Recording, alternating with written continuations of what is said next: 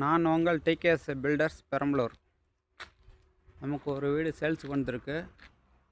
கோனேரிப்பாளையம், Attur road, கோனேரிப்பாளையம், Perambalur தன்னொன்று.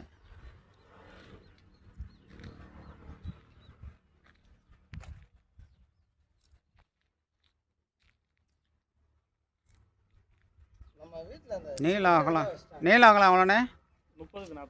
30க்கு 40. ஒரு bedroom, ஒரு hall, ஒரு கிச்சன். போர்ட்டிக்கு ரொம்ப பெருசாக இருக்கும். ரேட் ரொம்ப கம்மி தான். வேணுங்கிறவங்க பைபாஸ் 4 ரோடு, கோனேரிப்பாளையம் 4 ரோடு. 100 அடி தான்